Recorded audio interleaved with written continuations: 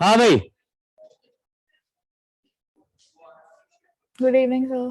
Good evening, नमस्ते भाई sir बच्चों। स्पॉटलाइट कर दीजिए। हाँ, स्पॉटलाइट नहीं है।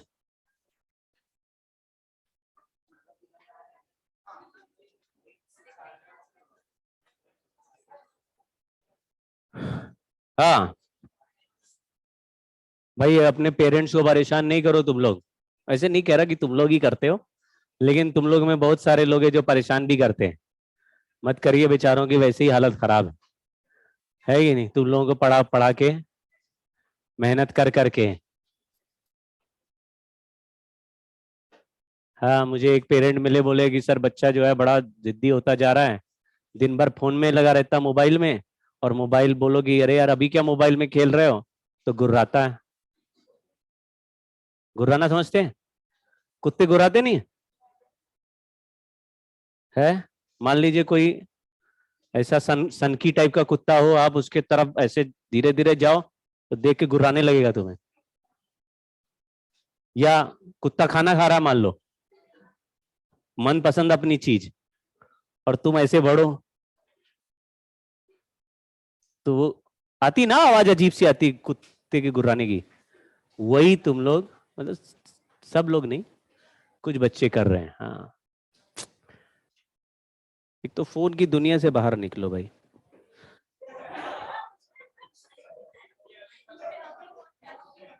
अभी सुते गया ये?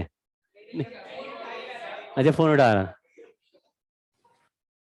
बोल रहे वो क्या क्या, इंस्टाग्राम और फेसबुक और व्हाट्सएप और क्या कहते हैं वो, यूट्यूब। यूट्यूब और भी कोई चल रहा है? कौन सा? ट्विटर? ट्विटर में भी तुम लोग पोस्ट करते हो क्या अपने विचार? तुम लोग इतने ज्ञानी हो गए क्या? हैं?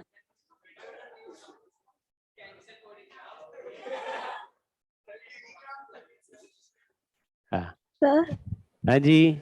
सर जो लास्ट क्लास में आपने लास्ट क्वेश्चन कराया था वो क्लियर नहीं हुआ, एक बार उसमें आरएमएस क्लियर नहीं हुआ। अभी बताते हैं। ट्राइंगल वाला करा था क्या? Yes sir. हाँ, देख लो भाई।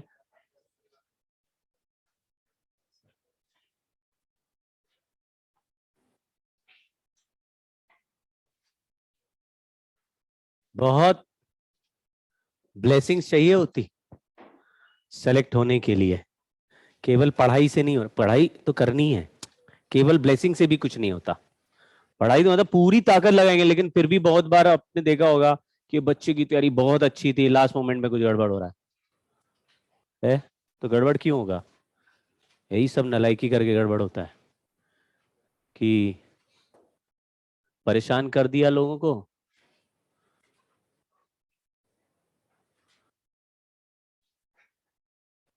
धुआंधार पढ़िए, एक दिन दो दिन पेरेंट एकदम खुश हो जाते हैं, उस समय आपके लिए ब्लेसिंग निकलती है उनके मन से। तुम्हें नहीं बोलेंगे कुछ, क्योंकि तुम्हें बोल देंगे तो तुम चौड़े हो जाओगे, फिर पढ़ना बंद कर दोगे।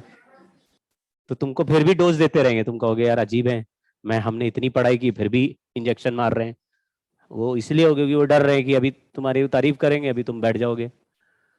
लेकिन उस समय ब्लेसिंग्स आ रही हैं, वो सब कलेक्ट हो जाएगी। हाँ जी, क्या कह रहे हो? पहले से ही पढ़ना नहीं आता है इन लोगों को, मैं बोल रहा हूँ। 19 21 ये सब आता नहीं इन्हें।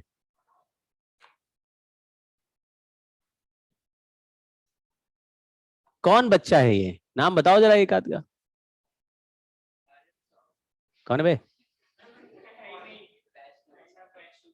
अच्छा, तो वो अब क्यों रहेगा? वो तो 21 तक डाल अब वो 23 को आएगा।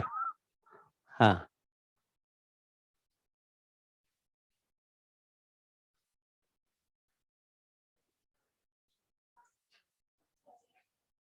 ये वाला।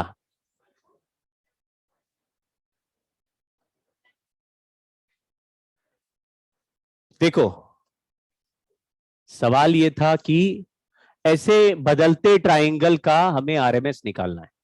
मैंने ऐसे देखा कि आरएमएस निकालने के लिए कोई भी ट्राइंगुलर शेप है, बस वही इंपॉर्टेंट है। वो ट्राइंगल का इनिशियल पॉइंट किधर से स्टार्ट हो रहा है वो इंपॉर्टेंट नहीं है, क्योंकि आपको पता है कि जैसे अगर इसमें मॉड भी लगा दे तो मॉड लगाने से नेगेटिव वाला साइड भी, और अगर इसको स्क्वायर करेंगे आरएमएस के लिए तो इसका नेगेटिव वाला साइड भी। लेकिन लीनियर फंक्शन का स्क्वायर करने से लीनियर ट्राइंगल नहीं बनेगा, वो शेप पैराबोलिक हो जाएगा। तो क्वाड्रेटिक यानी पैराबोलिक शेप का ट्राइंगल तो नहीं बोल सकते, पैराबोलिक शेप का ऑब्जेक्ट दिखेगा या पिक्चर दिखेगा। तो हमने क्या करा कि वैसे तो ये यहां से स्टार्ट हो रहा है, इसका स्टार्टिंग पॉइंट यहां ले लिया, क्योंकि अगर लॉन्ग टाइम के लिए कर रहे हैं तो कौन सा स्टार्टिंग पॉइंट है, इससे क्या फर्क पड़ रहा। कुछ समझ में आ गया? जैसे साइन ओमेगा टी का अगर आरएमएस निकालो या कॉस का निकालो, लॉन्ग टाइम पे कोई फर्क नहीं पड़ता। क्यों? क्योंकि एक साइकिल में साइन स्क्वायर जो बनेगा वही कॉस स्क्वायर बनेगा, एक साइकिल में दोनों का आंसर सेम एरिया ही देगा। वैसे ही यहां पे तो मैंने स्टार्टिंग पॉइंट यहां ले लिया, मतलब ग्राफ ऐसा दिख रहा है, यहां से ऊपर जा रहा है यहां तक, और फिर ऐसे नीचे से फिर ऐसे ऊपर जा रहा है। तो मैंने बोला अगर इसको स्क्वायर ही कर देंगे तो ये ऊपर वाला साइड तो ऊपर रहेगा, नीचे वाला भी ऊपर आ जाएगा, तो ये ग्राफ ऊपर का ऊपर ही चलता रहेगा। तो ऊपर वाले में जितना साइज इस वाले जगह पर बनेगा स्क्वायर करने के बाद, नीचे वाले का साइज भी। तो हम केवल यहां से यहां तक का ही कहानी सॉल्व कर लेते हैं, क्योंकि रिपीटेशन में अगर एक साइकिल का एवरेज निकाल दिया तो दूसरे का भी एवरेज वही आएगा, लॉन्ग टाइम का भी एवरेज वही आएगा। क्या ये बात तो हम लोग ने कर चुके। तो एक साइकिल में हम वहां तक का ही एवरेज ले लेते हैं जहां तक का हमको ग्राफ अभी साफ साफ दिखाई दे रहा है, ये सीधा उड़ रहा है।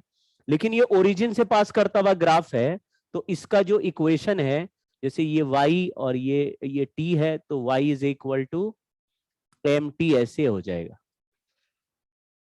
m का मतलब है इसका स्लोप, तो स्लोप हम लोग हाइट और बेस से निकाल देंगे। बेस को मैं कुछ t मान लेता हूं, हाइट को यहां पे v0 दिया हुआ है, तो हमारा इक्वेशन बन गया v is equal to v0 by base t into time t। क्योंकि ये लीनियर फंक्शन है और अभी इसका एवरेज नहीं चाहिए, अगर इसके मॉड का ही एवरेज चाहिए होता तो इनिशियल प्लस फाइनल बाय 2 कर देते, लीनियर फंक्शन में v0 बाय 2 आंसर आ जाता। क्यों भाई? अगर इसका एवरेज v0 बाय 2 है तो ये v0 से 0 होने वाला है, तो यहां पर भी एवरेज क्या होगा, फिर 0 से v0 होने वाला v0 बाय 2, तो सभी का एवरेज v0 बाय 2 ही रहेगा, कहानी वही आ जाएगी आंसर। लेकिन क्वेश्चन में आरएमएस पूछा है, तो पहले हमने क्या कर दिया, इसको इस वाले फंक्शन को स्क्वायर कर दिया। तो इस फंक्शन का स्क्वायर क्या होता होगा, v0 square by T square into T square, और स्क्वायर को इंटीग्रेट कर दो टाइम के साथ, उसी टाइम से डिवाइड कर देते हैं। 0 टू t कर दिया, क्योंकि मैं केवल इतनी जगह को ही सॉल्व कर रहे, तो ये t³/3 हो जाएगा। तो v0 स्क्वायर बाय 3 आ जाएगा, जो आए उसके ऊपर स्क्वायर रूट कर दीजिए, आंसर आ गया v0/। ठीक है, ये हमने लास्ट क्लास में बात करी थी। क्या बात थी? कि अगर पावर चाहिए, आप पढ़ना इस स्टेटमेंट को, पावर नहीं बोला, पावर इन रेजिस्टेंस R बोला है। किसी भी रेजिस्टेंस R में अगर करंट I फ्लो करे तो पावर इन रेजिस्टेंस R कितना होता होगा, I²R। थोड़ी देर में हम देखेंगे कि एसी सर्किट में किसी रेजिस्टेंस R में अगर करंट I फ्लो करे और एवरेज पावर का आंसर I²R आए, तो उस I की जगह हमेशा कौन सा करंट ही दिखेगा आपको। भाई अभी ये प्रूफ करके देखेंगे आप लोग, ठीक है, ये प्रूफ हो जाएगा। लेकिन जब तक प्रूफ होगा तब होगा, अभी वही स्टेटमेंट ऊपर लिखा है, क्या लिखा है पढ़ लो, रेजिस्टेंस R की बारे में बात हो रही है बस, और किसी का ठेका नहीं लिया हमने। तो लिखा है for same power in resistance R, constant value of DC current is equivalent to RMS value of AC current. In fact पूरे चैप्टर में जो भी जब भी करंट और वोल्टेज कांस्टेंट की तरह से लिखा रहेगा तो वो अपने आरएमएस वैल्यू को ही बता रहा होगा। ठीक है, ये दोनों आंसर सेम है।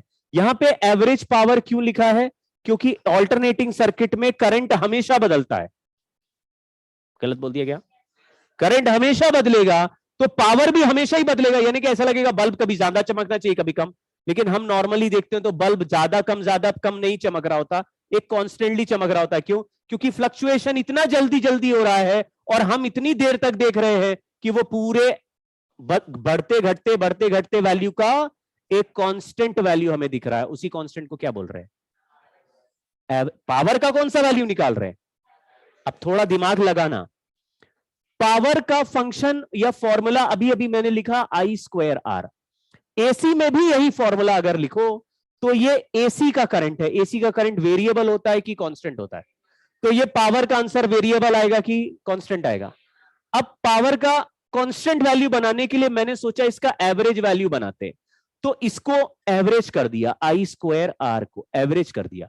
अब R तो रेजिस्टेंस है, उसका वैल्यू तो बदलता नहीं, तो एवरेज से R क्या हो गया? बाहर आ गया। तो ये किसका एवरेज हो गया? और स्क्वायर करके एवरेज लेते हैं तो हम किस रास्ते पे मुड़ गए हैं? हम एवरेज वाले रास्ते पे मुड़ गए कि आरएमएस वाले रास्ते पे? तो स्क्वायर करके एवरेज लिया, ये तो फिर स्क्वायर और मीन हो गया ना। तो ये वाला टर्म किसका वैल्यू बताएगा? अगर मान लो हमको I² का एवरेज पर रूट लगा दूं तो किसका वैल्यू आ जाएगा? IRMS आ जाएगा। रूट हटाएं तो क्या हो जाएगा? I² का एवरेज का रूट हटाया, क्या हो गया? IRMS का। तो I² एवरेज की जगह मैंने क्या लिख दिया? तो ये पावर का जो एवरेज आंसर है वो किस करंट से डायरेक्टली निकलेगा? आरएमएस करंट से डायरेक्टली निकलेगा। समझ गए क्या? I²R। पावर का एवरेज वैल्यू निकाल रहे, पावर का आरएमएस नहीं ले रहे, लेकिन पावर किस पे डिपेंड करता है? I² पे। तो I² का एवरेज लेना पड़ेगा, और I² का एवरेज लिया तो किस रास्ते में चले गए? और आरएमएस का वैल्यू इसलिए कैलकुलेट करना सीखा कि कल को कोई पावर पूछ ले इस सर्किट में तो कौन सा करंट यूज करेंगे? एवरेज करंट से पावर मैच, और पावर का सवाल हमको आगे सॉल्व करने। समझ गए ना? तो effective current of AC circuit is RMS value of its function. ठीक है भाई, लेकिन पावर के बारे में थोड़ी देर पढ़ाता हूं आपको।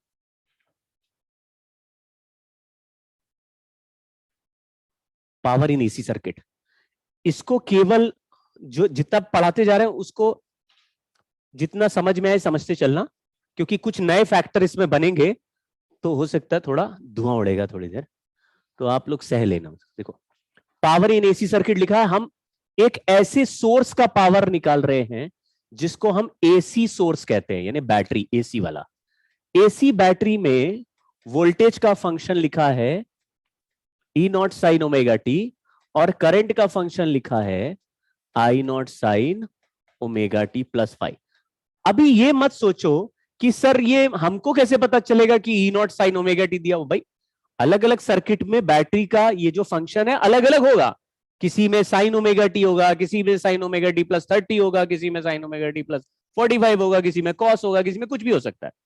ऐसे करंट का भी अलग अलग फंक्शन हो सकता है। लेकिन आपको केवल ये रीड करना है कि दोनों फंक्शंस को एक साथ देखें तो इनके बीच में कितने का फेज डिफरेंस चल रहा है। तो ऐसे दो फंक्शन दिए जाएंगे तो आपको रीड करना होगा कि कितने का फेज डिफरेंस है। फंक्शन कुछ भी होंगे, फेज डिफरेंस पकड़ना है। साइनोसॉइडल फंक्शन है। हमको पूछा गया है एवरेज पावर बताओ इस सोर्स की,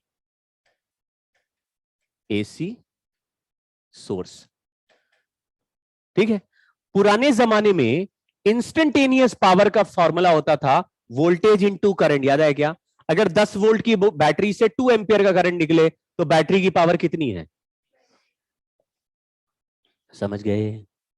यहां पे ये E0 sin ओमेगा टी की बैटरी है और इतना करंट निकल रहा है, तो इंस्टेंटेनियस पावर कितनी है? E0 sin omega T into I0 sin omega T plus 5। क्योंकि हम एवरेज पावर निकालना चाहते हैं इसलिए मैंने आगे इसके एवरेज लिख दिया। मतलब नॉर्मल फॉर्मूला यूज किया, लेकिन हमारा बल्ब इंस्टेंटेनियस पावर से नहीं चमक रहा, या सर्किट में हम इंस्टेंटेनियस पावर कैलकुलेट तो कर रहे हैं लेकिन उसमें उसका काम नहीं है। हमको किससे काम है?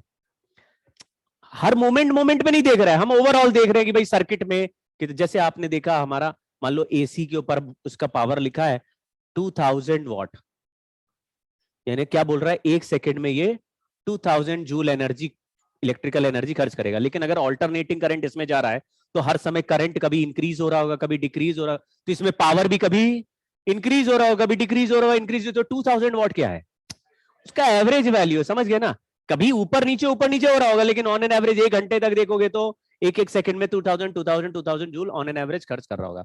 कभी हो सकता है 3000 भी कर रहा होगा, कभी 500 भी कर रहा होगा, हर समय बदलता होगा। आइए, ठीक है। तो अभी एवरेज में ये ई नॉट और आई नॉट तो बाहर ले लिया, साइन ओमेगा टी लिखा है, आगे sine omega T plus five लिखा है, इसको ओपन कर दिया तो sine omega T cos five plus cos omega T sine five, ये साइन ए प्लस बी को ओपन कर दिया। थोड़ा सा और सॉल्व कर देते हैं, E naught into I naught, इसको मल्टीप्लाई करा sine square omega T cos five हो गया, प्लस sine omega T into cos omega T into sine five हो गया। इसके ऊपर एवरेज लगा दिया। अब सॉल्व, आंसर बताना। ई नॉट इंटू आई नॉट बाहर है, साइन स्क्वायर ओमेगा टी का एवरेज क्या है 1/2, तो यहां 1/2 लिख दिया, कॉस फाइव कांस्टेंट है, 1/2 कॉस फाइव आ गया। Sine omega T into cos omega T sine 2 theta है, साइन 2 थीटा का एवरेज 0 है, तो यहां पे +0 हो गया। तो हमारा आंसर आ गया E naught I naught by 2 cos five. थोड़ा सा और एक इलेबोरेट करते हैं, ई नॉट बाय √2 को E R M S, I naught by √2 को I R M S into cos five कर दिया। ये हमारा फाइनल आंसर आया। तो अभी आपको जो पॉपुलर बिलीफ होता था वो ये था कि एसी बैटरी डीसी बैटरी की तरह काम करती है, किस वैल्यूज के लिए, आरएमएस वैल्यू के लिए। तो ई आरएमएस का बैटरी है, आई आरएमएस का करंट है। पुराने डीसी सर्किट में अगर बिल्कुल ऐसा वैल्यूज दिया होता तो सीधा मल्टीप्लाई करते पावर आ जाता, लेकिन इस सर्किट में एक पंगा और हो गया है। क्या पंगा और हो गया है कि यहां पे ई आरएमएस आई आरएमएस के बाद एक फैक्टर और मल्टीप्लाई करना पड़ रहा है, कितना, cos फाइव। ठीक है, तो अगर मैं अभी बोलूं आपको कि ये एक बैटरी है जो 10 वोल्ट का है और इसमें से 2 एम्पियर करंट है, तो पावर ऑफ एसी सोर्स क्या है, देखो एसी सोर्स का पावर क्या है, तो आपको क्या बोलना है 20, लेकिन यहां पे एक फैक्टर और लिखना पड़ेगा। उसके लिए आपको इनके फंक्शन भी चाहिए होंगे और इनको फेज डिफरेंस भी चाहिए होगा। हालांकि ये नहीं बात है, हम लोग आगे और तरीके सीखेंगे जिनसे फेज डिफरेंस हम लोग कैलकुलेट करने लायक, मतलब हमको पता चल जाए कितना फेज डिफरेंस आने वाला है। लेकिन केवल ऐसा नहीं कि हमने डायरेक्टली इनको मल्टीप्लाई कर दिया, क्योंकि पहले पढ़ा था हमने कि वोल्टेज को करंट से मल्टीप्लाई करो तो पावर हो जाता है, तो वोल्टेज को करंट से मल्टीप्लाई करो तो पावर हो जाता है, ऐसा सोर्स में नहीं होता। तो क्या और चाहिए, phase difference between E and I. ठीक है,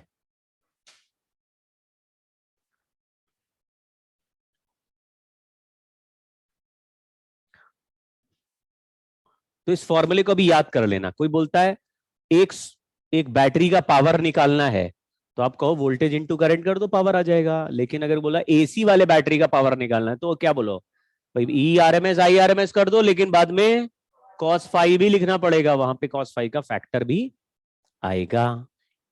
इस cos फाइव के फैक्टर का एक नाम भी रखा हुआ है हमने, उसको कहते हैं पावर फैक्टर, नाम भी है।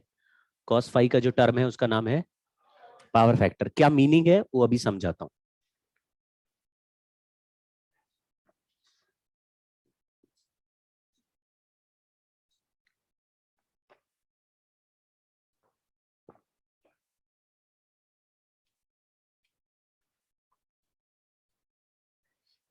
ठीक है, यहां पे बहुत सारी चीजें, मतलब जैसे वॉटलेस करंट का अभी आएगा, हम लोग बनाएंगे। ये एक फर्जी टाइप की डेफिनेशन है, किसी ने बड़े शौक से बना दी है, ये चली जा रही है और पूछते भी हैं, तो मैं सिखा दूंगा कैसे है। लेकिन आप इसको बहुत लिटरली लेके और घुसना नहीं, इसमें डेफिनेशन समझना और आगे बढ़ना। अभी पहले बात करते हैं पावर फैक्टर की। पावर फैक्टर किसको बोल रहे? कॉस फाई को। लेकिन पावर फैक्टर का डेफिनेशन क्या है? पावर फैक्टर का डेफिनेशन है एक्चुअल पावर लॉस, किसी भी सर्किट में कितनी पावर है और एपेरेंट कितनी पावर हमको अपीयर हो रही है, आने वाली है। जैसे अगर नॉर्मली मैं आपको बोलूं 10 वोल्ट का बैटरी से 2 एम्पियर का करंट फ्लो हो रहा है, तो बैटरी की पावर कितनी है?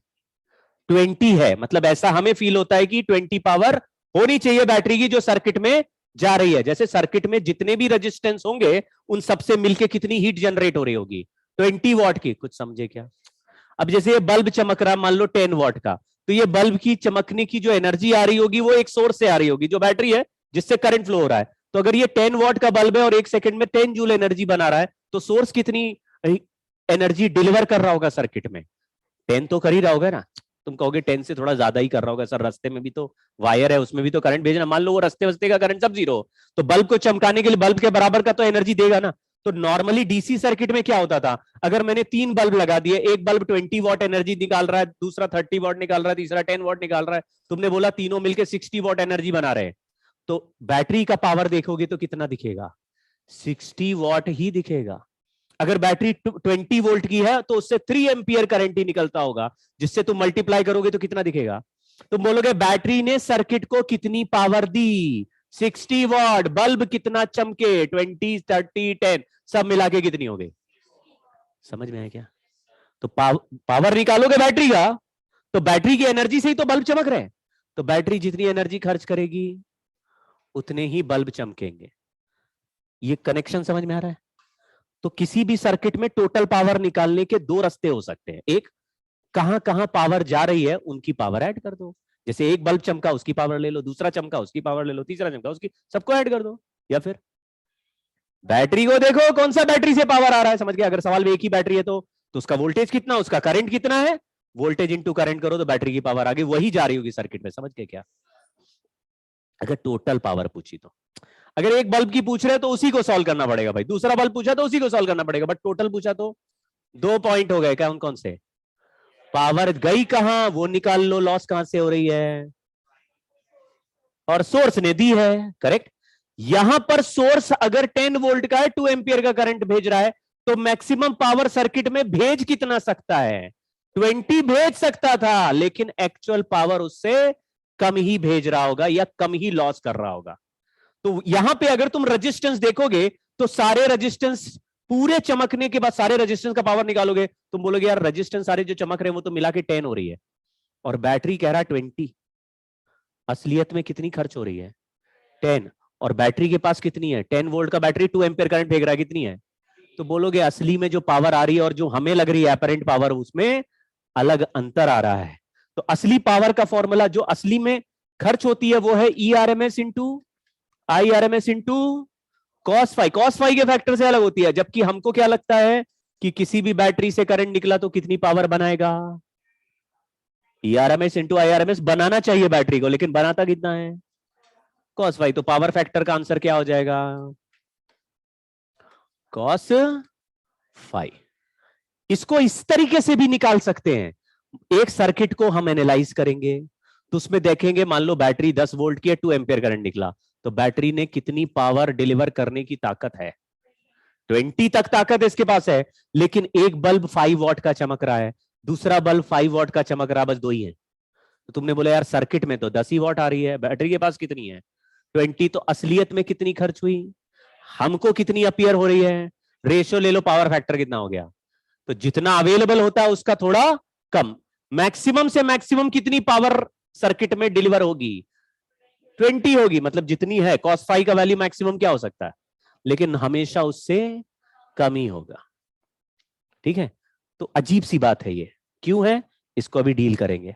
मतलब थोड़ा अजीब लग रहा है ये बात कि अगर बैटरी इतनी मेहनत कर रही है और रेजिस्टेंस चमक ही नहीं रहे, तो कहां गई एनर्जी?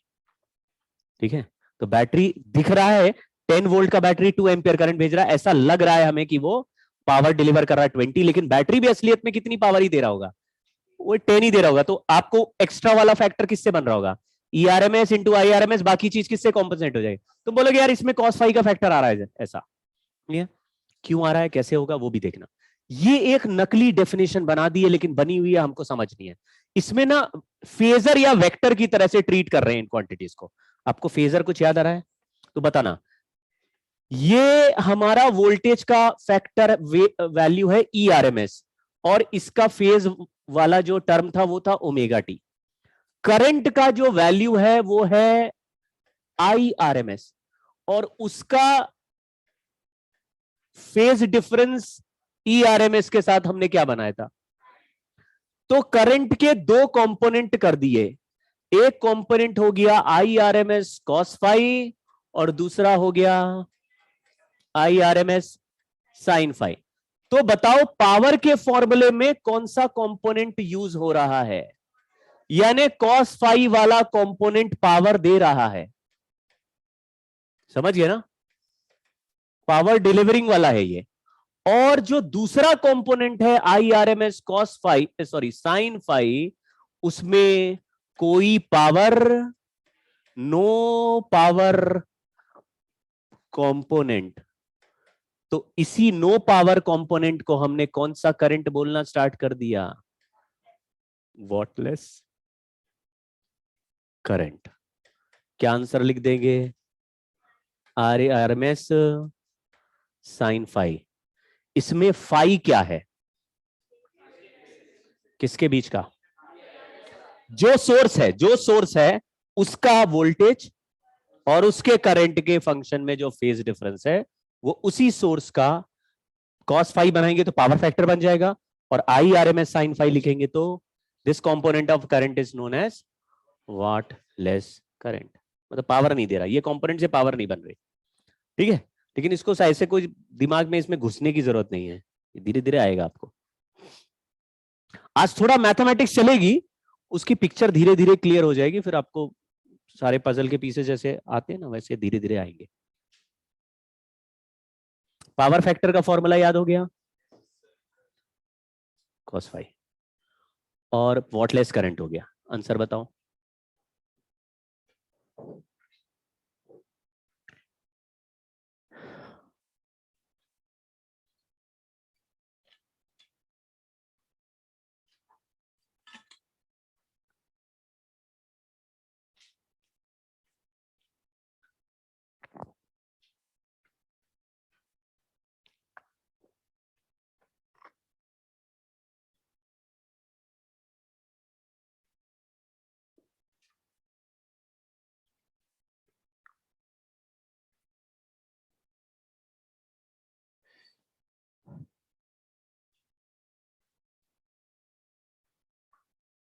सर सी।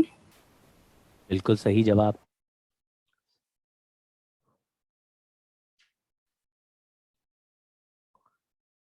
एवरेज पावर का फॉर्मूला क्या है, ERMS IRMS cos फाई, और फाई में कितना एंगल चल रहा है, पाई बाई फोर यानी 1/√2 हो जाएगा पावर फैक्टर। तो ERMS का वैल्यू है 100/√2, IRMS का वैल्यू है 20/√2, और cos फाई का वैल्यू है 1/√2। तो 1000/√2 आ तो सो जा रहा है, 1000/√2। हाँ आ तो गया, गलत हो गया, बहुत मुश्किल, मल्टीप्लीकेशन बहुत मुश्किल है।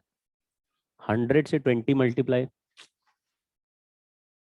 3 बार √2 से डिवाइड, वेरी डिफिकल्ट। और दूसरा वाला बोलो, वॉटलेस करंट कैसे निकालें। IRMS का वैल्यू क्या है, 20/√2। साइन फाई का वैल्यू क्या है, 1/√2।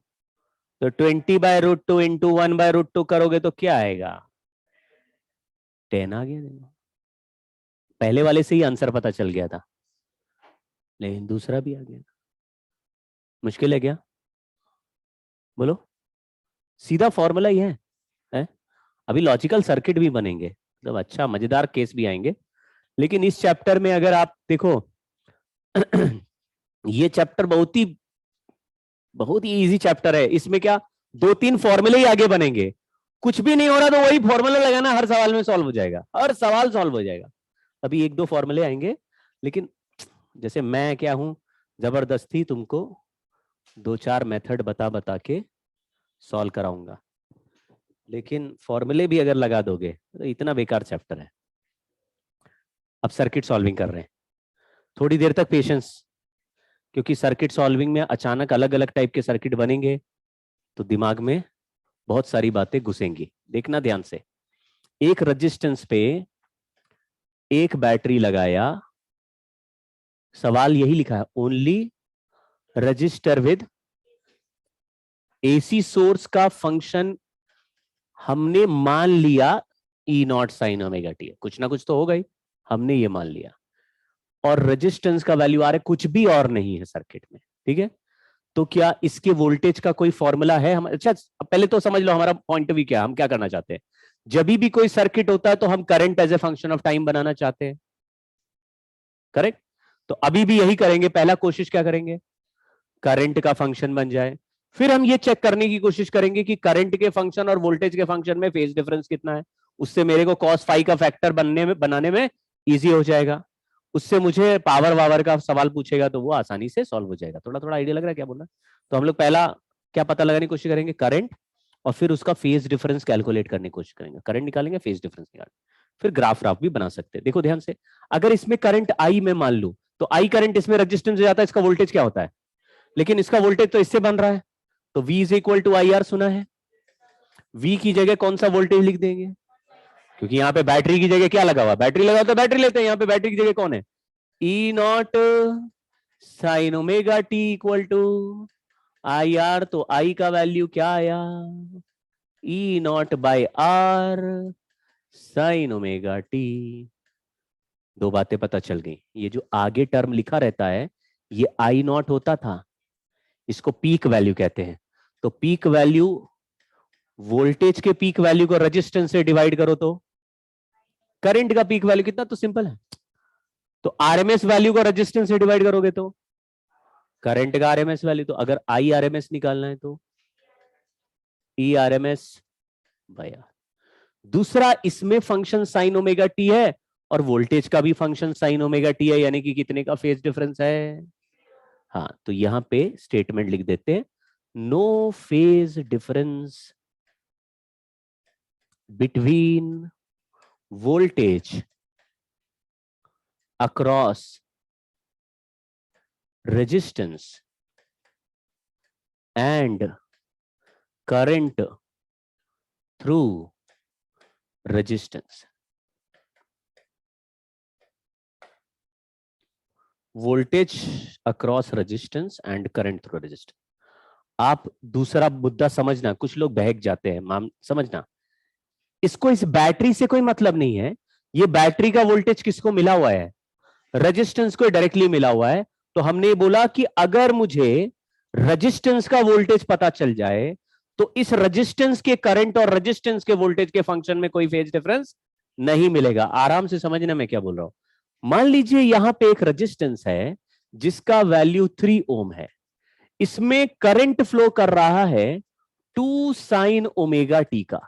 तो मैंने बोला तो फिर इस रेजिस्टेंस में एक वोल्टेज का फंक्शन भी बनना चाहिए, मतलब करंट जाएगा तो करंट से वोल्टेज बनेगा। तो वोल्टेज का फंक्शन कैसे निकालेंगे, तो आप बोले पीक वैल्यू को मल्टीप्लाई करो तो पीक वैल्यू आ जाएगा, कितना आ जाएगा, क्योंकि V is equal to I R है ना, तो आई दिया हुआ ये आई है, समझिए। और फंक्शन आगे क्या चलेगा, साइन ओमेगा टी।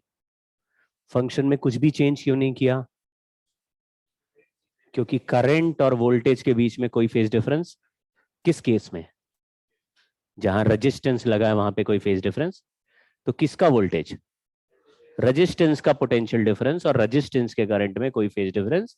जैसा करंट वोल्टेज का लिखोगे वैसा ही फंक्शन, जैसा फंक्शन वोल्टेज का वैसा ही फंक्शन करंट का, रेजिस्टेंस का नहीं बे। वोल्टेज का फंक्शन मैंने लिखा ऐसा मान लो, करंट का फंक्शन लिखा ऐसा, दिखा क्या।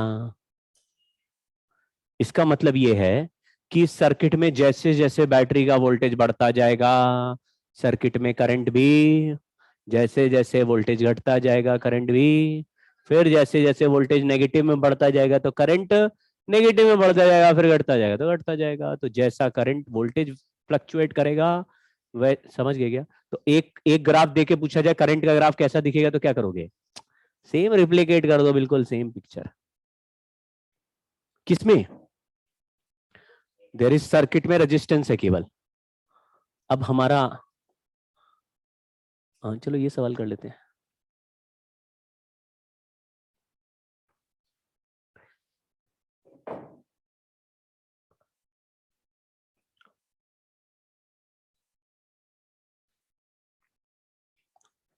प्योरली रेजिस्टिव सर्किट लिखा है, purely resistive resistance load of 50 ohm. Purely resistance लिख दिया यानी करंट का फंक्शन कैसा चलेगा? जैसा वोल्टेज का फंक्शन है। वोल्टेज का फंक्शन क्या दिया हुआ है? साइन दिया हुआ है। तो करंट का फंक्शन कैसा चलेगा? साइन वाला चलेगा। इसलिए हम नया फंक्शन बनाने की कोशिश नहीं कर रहे हैं। मुझे बोलो करंट का वैल्यू कहां से कहां तक बदलने की कोशिश कर रहे हैं? Half of peak value two, यानी साइन थीटा का वैल्यू कहां से कहां तक बदलना चाहते हैं? 1/2 से पीक वैल्यू मतलब कौन सा? 1। साइन थीटा का वैल्यू 1/2 कितने एंगल पे होता है? 45 पे। वाह वाह मोदी जी वाह। साइन थीटा का वैल्यू 1/2 क्या? साइन थीटा का वैल्यू 90 पे 1 होता है, तो 45 पे हाफ हो गया, 22.5 पे 1/4। क्यों भाई? लीनियर फंक्शन है, ज्यादा चिंता नहीं करनी चाहिए। लीनियर फंक्शन ऐसे होता है। ठीक है, तो साइन थीटा का वैल्यू 1/2 कब होगा? 30 डिग्री पर। और 1 कब होगा? तो 30 डिग्री से 90 डिग्री जाओगे तो कितना एंगल बदलना पड़ेगा? फंक्शन में कितना, वो जो ओमेगा टी का वैल्यू देखो दिख रहा है क्या फंक्शन में? तो ओमेगा टी में एंगल ही तो होता है। इस एंगल का वैल्यू कितना बदलना है हमें? 60 डिग्री। तो टाइम निकालना है। समझ गए क्या? तो लिखा हुआ है current to rise from half of peak value. Half of peak value का मतलब है कि साइन, ये लिखा हुआ ना, 220 साइन 100 पाई टी अपॉन 50, ये करंट का फंक्शन हो गया। लग रहा है लल्लू निकले तुम लोग। यस सर, मतलब समझने में यस बोल दिया। अच्छा, काफी ऑनेस्ट कन्फेशन आ गया था।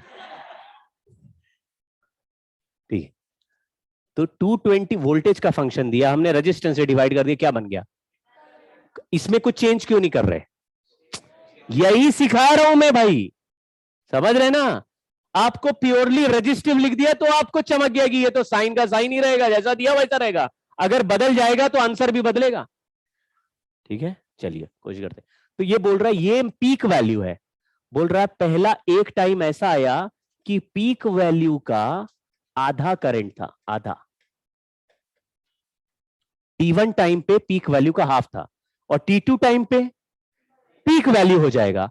तो उन दोनों टाइम के बीच में कितना टाइम है ये तो पूछा है। पहले पीक वैल्यू का हाफ होगा, बाद में पीक वैल्यू होगा। तो आप ऐसे देसी टाइप करना चाहे तो 2 बार सॉल्व कीजिए। तो मैंने ये ऐसे 220/50 220/50 हटाया तो साइन 100 पाई T1 का वैल्यू क्या आ गया? इसको हमने क्या लिख दिया? साइन π/6।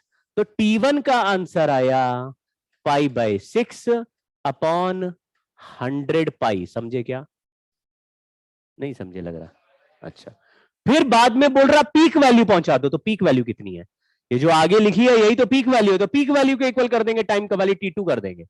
तो अगर यही लिखे कि I0 sine 100 pi T2 is equal to I0, तो I0 से I0 घटाओगे तो इसका वैल्यू क्या हो जाएगा? 1। तो 100 पाई T2 का वैल्यू क्या हो जाएगा? π/2। फिर लल्लू निकले लग रहा। Yes sir. अच्छा, फिर T2 का वैल्यू क्या आ गया? π/2 इंटू 100 पाई।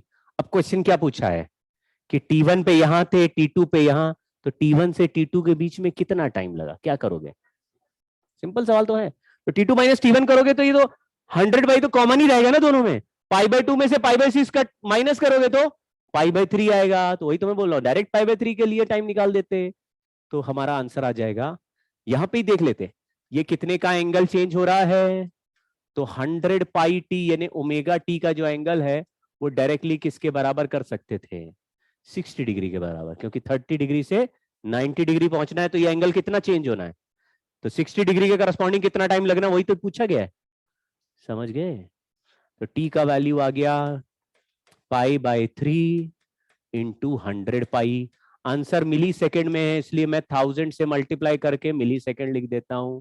पाई से पाई कैंसिल कर देते हैं, 100 से 2 जीरो कैंसिल कर देते हैं, 10/3 मिली सेकेंड आ गया। वेरी गुड, सही पहचाने।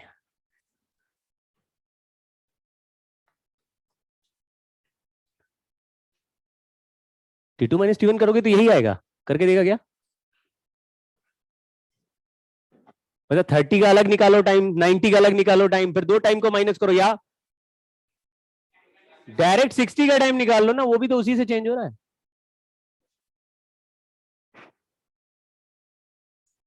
अब सर्किट में नया परिवर्तन क्या कर दे रहे हैं हम? अब हम लोग ऐसा सर्किट बनाएंगे जिसमें बैटरी कैपेसिटर के साथ लगा होगा, ठीक है? तो बताओ मुझे, अगर एक कैपेसिटर हो, एक बैटरी लगा दे, और बैटरी का E0 sign omega T voltage लिख दें, कैपेसिटर सी है, और हमें क्या पता लगाना है? करंट का फंक्शन, ठीक है? करंट का फंक्शन निकालेंगे और फिर देखेंगे फेज डिफरेंस कितना आ रहा है। समझ गए क्या? यही मुद्दा चल रहा है अभी। कैपेसिटर में वोल्टेज का फॉर्मूला क्या होता है? हाँ, यानी कि ऐसे लिख सकते हैं, Q is equal to CV, जैसे V is equal to IR लिखते थे, V की जगह E0 साइन ओमेगा टी लिखा था। इसमें Q is equal to CV, CV की जगह, V की जगह क्या लिखेंगे? जो बैटरी लगा रखे हो वो लिख दो। फिर चार्ज का फंक्शन नहीं चाहिए, किसका चाहिए? तो करंट के लिए चार्ज को डिफरेंशिएट कर दिया, तो CE0 ओमेगा साइन, नहीं कॉस, कॉस ओमेगा टी हो गया। कॉस ओमेगा टी डिफरेंशिएट कर दिया, कॉस ओमेगा टी हो गया। अब ये C और E0, C और ओमेगा को एक साथ रखते हैं और इसको डिवीजन में ले जाते हैं, यानी ऐसे 1/ओमेगा C करके डिनोमिनेटर, और आगे लिख दे, ये कॉस लिखा हुआ है, कॉस को मैंने लिखा sine omega T plus π/2। Voltage का फंक्शन क्या था? Sine omega T. इसका फंक्शन क्या आया? क्या फेज डिफरेंस अभी भी जीरो है? हर सर्किट में फेज डिफरेंस जीरो होता है क्या? यहां नहीं है, यहां कितना आया? π/2 आया, फेज डिफरेंस π/2 आ गया। E0/R पहले आता था, तो यहां पे E0/समथिंग हमने लिख दिया, मुझे पता चल गया ये समथिंग किसकी तरह बिहेव कर रहा है? R की तरह बिहेव कर रहा है। इसका डायमेंशन फॉर्मूला, मतलब ये डायमेंशनली किसकी तरह है? Like a resistance. इसका नाम हमने अलग से लिख दिया, XC सिंबल हो गया, और इसको बोलते हैं कैपेसिटिव रिएक्टेंस। कैपेसिटिव रेजिस्टेंस नहीं बोलते, क्योंकि ये दिखने में रेजिस्टेंस जैसा है, लेकिन इंटरनली ये रेजिस्टेंस की तरह काम नहीं कर रहा। रेजिस्टेंस का बेसिक पर्पज हीट बनाना था, यानी सर्किट में रेजिस्टेंस लगा दो तो उससे जब करंट फ्लो करेगा तो वो गर्म हो जाएगा, और वो हीट लॉस, कैपेसिटर कभी भी हीट लॉस, वो तो अपने अंदर स्टोर एनर्जी करता है, वो हीट में उड़ाता। तो ये दिखने में रेजिस्टेंस की तरह है, मतलब अगर XC का वैल्यू बढ़ा दे, XC का वैल्यू बढ़ जाए तो करंट कम कर देगा, मतलब करंट को रोक रहा है, लेकिन अंदर से हीट जनरेट। तो बड़ा अजीब सा है ये, इसका नाम इसलिए रख दिया रिएक्टेंस। रिएक्ट करेगा लेकिन रेजिस्टेंस नहीं है। अच्छा, अभी मैंने इस फॉर्मूले को लिखा E0/XC sign omega T plus π/2। अब दूसरा स्टेटमेंट बोलो, एक तो ये याद कर लेना है हमें, दूसरी बात बोलिए। दूसरी बात ये है कि फेज डिफरेंस कितने का है, किसके फंक्शन में π/2 ऐड हो रहा है? वोल्टेज के फंक्शन में या करंट के? करंट के फंक्शन में पाई बाय 2 ऐड हो रहा है, तो वोल्टेज और करंट में से किसका फेज ज्यादा चल रहा है? फेज में एक्स्ट्रा फेज किस में आ गया है? अगर यहां पे ओमेगा टी प्लस 30 डिग्री लिखा होता तो यहां क्या लिखते? Omega T plus 120 degree. समझ गए क्या? मतलब जितना वोल्टेज का फंक्शन में फेज लिखा होगा उसमें 90 ऐड कर देंगे तो करंट के फंक्शन का फेज आ जाएगा। तो अगर दो में से एक फंक्शन मुझे फेज वाला मिल जाए तो क्या दूसरा लिख पाएंगे? लेकिन क्या ये याद भी रखना पड़ेगा कि आगे कौन चल रहा है, यानी कि किसमें ऐड करना है, तो कि दूसरे वाले में फिर सब्ट्रैक्ट करना पड़ेगा। समझे क्या? तो करंट का फंक्शन अगर I naught sine omega T plus 30 हो तो वोल्टेज के फंक्शन में क्या लिखेंगे? -90 कर देंगे। तो साइन ओमेगा टी प्लस 30 है तो हम -90 करेंगे तो साइन ओमेगा टी -60 हो जाएगा। कुछ समझे क्या? अच्छा, किसके फंक्शन में पाई बाय 2 ऐड हुआ? तो मतलब फेज वाइज कौन आगे चल रहा है? आगे मतलब कौन लीड कर रहा है या किसके में एक्स्ट्रा फेज है? करंट में ही 90 डिग्री का फेज एक्स्ट्रा है, एक्स्ट्रा ऐड हो रहा है। तो वोल्टेज का फंक्शन देंगे जो भी फेज लिखा होगा, ऐसा नहीं किसी में साइन ओमेगा टी -30 लिखा है, फंक्शन वोल्टेज का दिया है साइन ओमेगा टी -30, तो करंट का फंक्शन क्या आएगा? उसमें 90 ऐड कर दो। अगर करंट का फंक्शन दे दिया और फिर वोल्टेज का फंक्शन लिखना है तो फंक्शन लिखो लेकिन फेज 90 डिग्री माइनस करके लिखो, -90। तो दो चीजें यहां पे ऐसे बता रहा हूं, जैसे मान लो ये करंट का फंक्शन मैंने बनाया, फेजर बनाया या वेक्टर बनाया जो कि सामने ये है, तो वोल्टेज का फेजर किधर बनाएंगे? तो आप कहोगे 90 डिग्री पीछे बनाओ, पीछे, ये पीछे चला गया, उल्टा बना रहा हूं। ये मैंने वोल्टेज का फेजर बनाया, किसके वोल्टेज का फेजर बनाया? कैपेसिटर के वोल्टेज का फेजर बनाया, तो करंट का फेजर कैसा दिखेगा? 90 डिग्री आगे दिखेगा +90। ठीक है। दूसरा यहां पे ही लिख देते हैं, current through capacitor leads. Leads का मतलब समझ गए होगे, फेज में जो आगे ज्यादा फेज में चलेगा वो लीड कर रहा है फेज में। ठीक है, लीड्स इट्स वोल्टेज बाय कितना angle? By pi by 2। Current through capacitor leads its voltage by pi by 2। ठीक है, तो अगर ये स्टेटमेंट याद रहा, अभी मैं बता दूंगा, याद हो जाएगा आपको। तो आपको थोड़ा सा ऐसे दिमाग में पिक्चर रखनी है, लेकिन हमारे पास तरीका है याद कराने का, वो याद भी हो जाएगा। अब मैं ग्राफ की बात कर रहा हूं। अगर हमने वोल्टेज के फंक्शन का ग्राफ आपको दिया, अच्छा नहीं बना, और करंट के फंक्शन का ग्राफ पूछा, ये वोल्टेज अक्रॉस कैपेसिटर है और करंट अक्रॉस कैपेसिटर का ग्राफ पूछा है, तो वोल्टेज से करंट में जाने पर ऐड करना पड़ रहा है कि सब्ट्रैक्ट करना पड़ रहा है? ऐड करना पड़ रहा है। ऐसा मैथ्स में सिखाया जाता है कि किसी भी फंक्शन में अगर ऐड करना पड़े तो फंक्शन को पकड़ के लेफ्ट में खिसका दो। कितना एंगल खिसकाना है? 90 डिग्री का मतलब है यहां से यहां तक का एंगल 90। तो इस वाले फंक्शन को अगर लेफ्ट में खिसकाओगे तो इसका फेज अपने आप बढ़ने लगेगा। ठीक, तो इसको 90 डिग्री खिसका दो, मतलब ऐसा ग्राफ दिखेगा आपको। समझ गए क्या? मतलब ऐसे यहां पे जीरो पे मैक्सिमम हो जाएगा, मैक्सिमम पे ये जीरो हो जाएगा, फिर जीरो पे मैक्सिमम हो जाएगा, मैक्सिमम पे जीरो हो जाएगा, जीरो पे मैक्सिमम। समझ गए क्या? उसकी करस्पॉन्डिंग वैल्यू ऐसे। तो करंट का ग्राफ लेफ्ट में, यानी वोल्टेज के ग्राफ को लेफ्ट में खिसकाओगे तो करंट का ग्राफ आ जाएगा। करंट के ग्राफ को ये लेफ्ट में शिफ्ट कर दिया और ये करंट वाला ग्राफ है,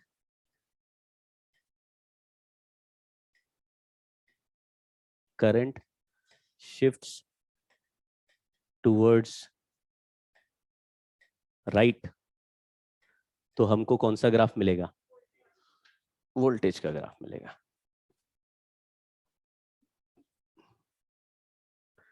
तो एक ग्राफ आपको दिया होगा, 4 ग्राफ ऑप्शंस में बने होंगे, आपको पहचानना होगा कि कौन सा वाला कैपेसिटर के करंट का ग्राफ है या करंट के वो कैपेसिटर के वोल्टेज का ग्राफ है। तो आपको थोड़ा दिमाग में रखना है कि वोल्टेज लैग कर रहा है और करंट लीड कर रहा है, ठीक है ना। तो वोल्टेज से करंट में जाएंगे तो π/2 ऐड करना है, यानी वोल्टेज का ग्राफ लेफ्ट में जाएगा, ठीक है। प्रैक्टिस करेंगे तो आ जाएगा। तो आपको 2-3 चीजें आप इसमें सीख गए। पहला कि यहां पे रेजिस्टेंस वाला टर्म नहीं है, रेजिस्टेंस की जगह कौन सा टर्म है, कैपेसिटिव रिएक्टेंस, जिसका फॉर्मूला 1/ω/c। अब देखो कैपेसिटर हम जो लगाएंगे उसमें केवल सी होता है, ओमेगा सोर्स से मिलता है, समझ गए। तो एक कैपेसिटर को एक बैटरी के साथ लगाएंगे तो अलग रिएक्टेंस होगा, दूसरे बैटरी के साथ लगाएंगे तो अलग हो सकता है, अगर बैटरी का ओमेगा अलग है, क्योंकि ओमेगा कहां था, E0 साइन ओमेगा टी में ओमेगा था। ओमेगा कहां से बना था, बैटरी बनाई थी हमने, कैसे बनाई थी, कॉइल घुमा के, याद है, कॉइल घुमा रहे, अगर मैं तेज घुमाने लगूं तो ओमेगा बढ़ जाएगा, तो XC कम हो जाएगा, तो रेजिस्टेंस का इफेक्टिव वैल्यू कम हो जाएगा, तो करंट, सेंस बना क्या, ठीक है ना। लेकिन डबल इफेक्ट मारता है, डबल इफेक्ट, ध्यान से सुनना। अगर हम तेज घुमाने लगे, सेम कॉइल को तेज घुमाने लगे, तो E0 जो होता था वो भी AB ओमेगा होता था, लग रहा भूल गए, E = E0 sign omega T बना ना। तो मैंने बोला लग रहा भूल गए, सब बोले यस सर। आज तुम लोगों के सारे आंसर सच आ रहे हैं। AB ओमेगा, तो मैं अगर ओमेगा डबल कर दूं तो बैटरी डबल स्ट्रांग हो गई, बैटरी डबल हो गई, और रिएक्टेंस हाफ हो गया। सोच के देखो क्या बोल रहा हूं। तो मान लीजिए एक बार एक बैटरी के साथ मैंने रेजिस्टेंस लगाया, फिर उसी बैटरी के साथ कैपेसिटर लगाया, अलग अलग, एक बार रेजिस्टेंस लगाया, एक बार कैपेसिटर लगाया। मैंने बोला बैटरी का ओमेगा डबल कर देंगे तो रेजिस्टेंस में क्या होगा, करंट डबल हो जाएगा, क्योंकि बैटरी डबल हो गई है, लेकिन रेजिस्टेंस को कोई फर्क। बट अगर कैपेसिटर लगाया और बैटरी को डबल घुमाया तो बैटरी वोल्टेज डबल कर गया और इसका रिएक्टेंस हाफ हो गया। देखो आप 1/ω/c है, समझे क्या। तो करंट कितना हो जाएगा, 4 टाइम्स हो जाएगा, किसमें, कैपेसिटर में। हाँ देखो यहां पे ये जो करंट का पीक वैल्यू क्या चल रहा है, देखो E0/1/ω से, E0 में खुद ओमेगा है, समझ गए क्या। E0 का वैल्यू क्या था, AB ओमेगा। तो बैटरी को बनाया कैसे था, कॉइल को घुमा के। तो मैंने बोला जिस कॉइल को घुमा के हम AC सर्किट बना रहे थे, उस कॉइल का ओमेगा मैंने डबल कर दिया। तो बताइए सर्किट में करंट का वैल्यू कितने टाइम्स बदल जाएगा। तो आप बोलेंगे एक तो ये डबल हो जाएगा और ये हाफ हो जाएगा, या इस ओमेगा को भी ऊपर भेज दो ना, यही तो था, CE0 ओमेगा, E0 में खुद ओमेगा, तो ओमेगा स्क्वायर हो गया ना, ठीक है। नेक्स्ट है केवल इंडक्टर। इसको आसानी से करने के लिए हम क्या करेंगे, उल्टा सॉल्व करेंगे इसको। इंडक्टर और सोर्स, अब की बैटरी का वैल्यू नहीं ले रहे, लेकिन इंडक्टर में करंट का फंक्शन मैंने ले लिया I0 साइन ओमेगा टी। ये मेरा ही तरीका है। अगर बुक्स में देखोगे तो बैटरी को ही E0 साइन ओमेगा टी लेते हैं, फिर करंट निकालते हैं। लेकिन इंडक्टर के वोल्टेज का फॉर्मूला क्या होता है,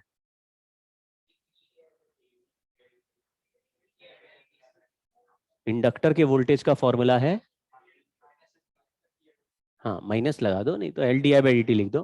तो ये बैटरी है E की और इंडक्टर का है LdI/dt, इनको इक्वेट कर देंगे तो हमको dI/dt आ जाएगा।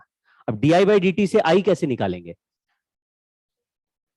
अरे dI/dt आ गया तो I कैसे निकालेंगे, dt ऊपर भेजोगे, इंटीग्रेट करोगे तो इंटीग्रेशन कांस्टेंट आएगा, ठीक है। लेकिन वो जो ऑसिलेट करता है, तो ऑसिलेशन में जो इंटीग्रेशन कांस्टेंट है वो पॉजिटिव नेगेटिव होके लॉन्ग टाइम के लिए क्या हो जाता है, 0 हो जाता है। मतलब कभी इंटीग्रेशन पॉजिटिव ना ऐसे बदलता रहता है, तो बदलते रहते एक साइकिल पॉजिटिव नेगेटिव पकड़ के उसका एवरेज वैल्यू 0 हो जाता है, तो इंटीग्रेशन कांस्टेंट को हटा देते हैं।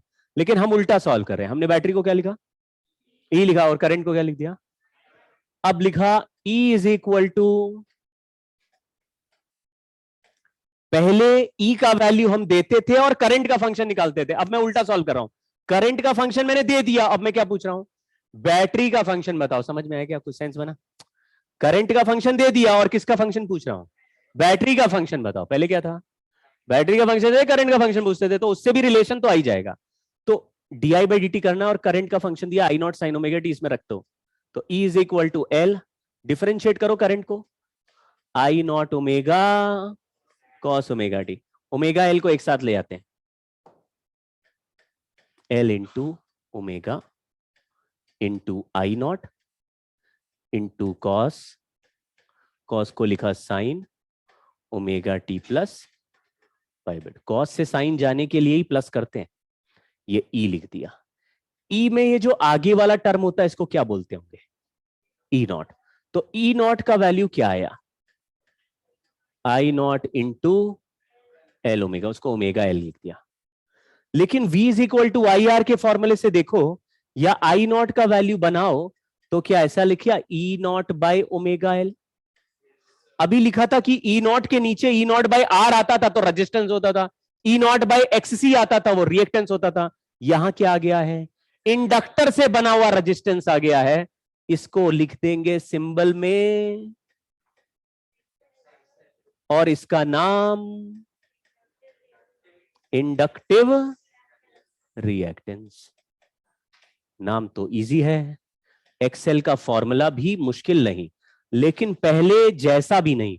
पहले 1 बाय ओमेगा सी था, अब ये ओमेगा एल, ओमेगा न्यूमरेटर में omega L, omega L 1 by omega C omega L, ठीक है।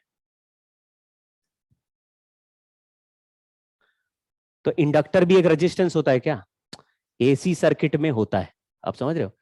एसी सर्किट सबको एक ही नजर से देख रहा है, क्या है, सब उसके लिए रेजिस्टेंस है। बट कैपेसिटर वाला रेजिस्टेंस उसको एक्ससी दिखता है, इंडक्टर वाला रेजिस्टेंस उसको एक्सएल दिखता है। कैलकुलेशन का फॉर्मूला इसमें ओमेगा एल है, वहां पे 1 बाय ओमेगा सी है।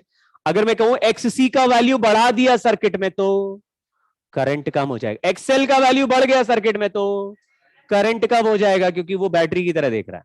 यहां पे कभी भी सोता नहीं है सर्किट।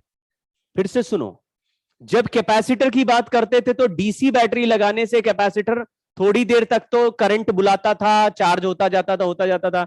एक बार स्टेडी स्टेट आया तो करंट फ्लो रुक जाता था, यानी अपने थ्रू कोई करंट नहीं, सर्किट सो गया है।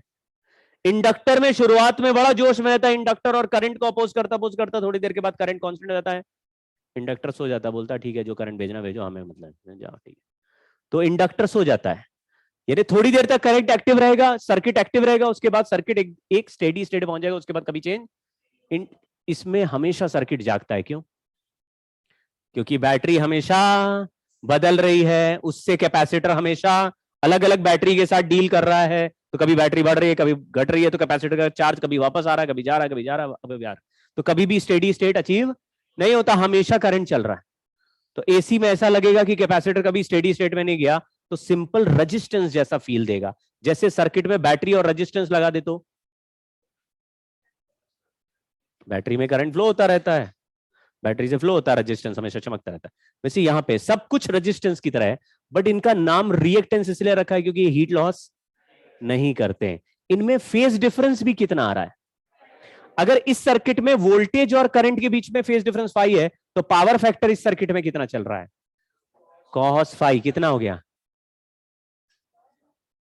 कितना हो गया, मतलब मैं पूछूं what is power of this circuit, तो आप बोलेंगे E R M S I R M S cos phi, लेकिन फाई का वैल्यू 90 चल रहा है, तो कॉस फाई का वैल्यू, तो सर्किट में बैटरी है कि नहीं है, करंट भेज रहा है कि नहीं भेज रहा है, लेकिन सर्किट में कोई पावर लॉस क्यों नहीं हो रहा, क्योंकि ये इंडक्टर और कैपेसिटर कोई पावर हीट में कन्वर्ट, तो पावर लॉस केवल किसके करस्पॉन्डिंग होगा, कब होगा, जब रेजिस्टेंस है तभी होगा।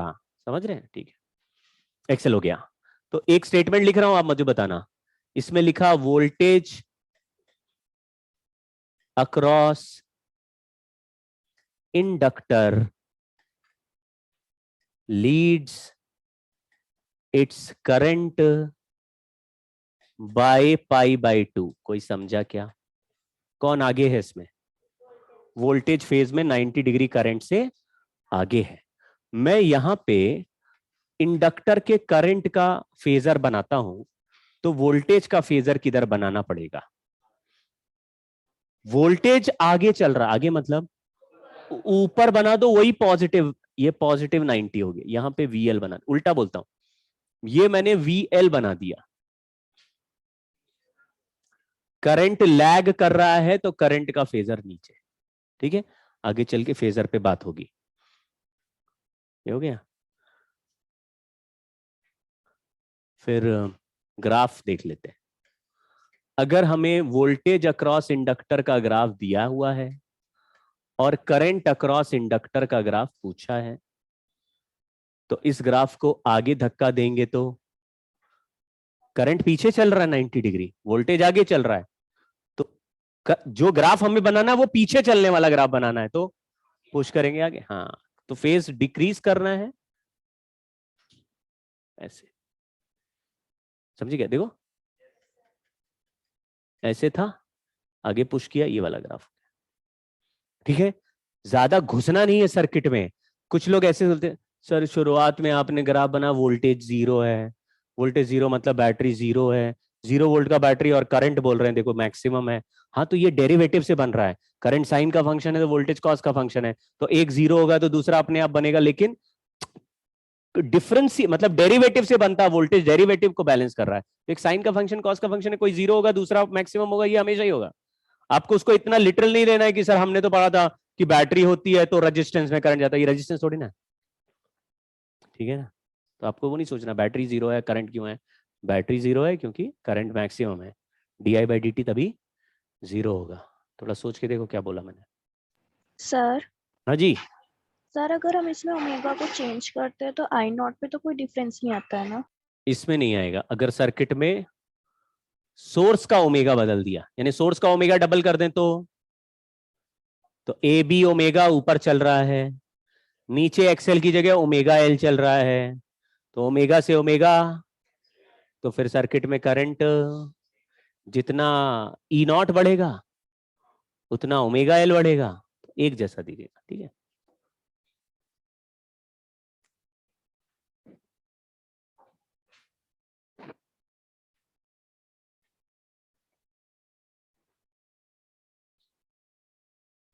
अब एलसीआर सीरीज सर्किट की बात कर रहे हैं। सीरीज सर्किट है एलसीआर। एक डायग्राम बनाओ अपनी मर्जी से, जरा कितने चीजें लगाओगे? 4, बैटरी भी लगानी है। अच्छा, ऑब्वियस है वो। ठीक है, बाकी सब बड़ी सोच के बनाई। एलसीआर सर्किट है, क्या क्या लगेगा उसमें? एल सी और आर, फिर बैटरी लगाओ। ठीक है, तो ऊपर के एक ही लाइन में तीनों बैठा दो। पहले इंडक्टर बैठा दो, फिर कैपेसिटर बैठा दो, फिर रजिस्टर बैठा दो, और बाद में नीचे एक बैटरी लगा दो। अरे एक एक वो एसी वाली बैटरी लगाओ। ये क्या लगाया है? ये डंडी क्या है? कैपेसिटर है? कैपेसिटर बना दो इसको। अ- एक बड़ी डंडी छोटी डंडी बनाई, तो ये कौन सी बैटरी हो गई? डीसी बैटरी नहीं बनानी है इसमें, तो कौन सी बनानी है? एसी बनानी। लेकिन डीसी बैटरी बना दी तो उसको क्या बना दो? दूसरी डंडी बड़ी कर दो, कैपेसिटर बन गया। पैसे बर्बाद हो गए तुम्हारे। ऐसी होता है। देखो कैपेसिटर तो बैटरी खरीद के लाए हैं, कैपेसिटर जरूरत है, उसका टर्मिनल बड़ा कर दो।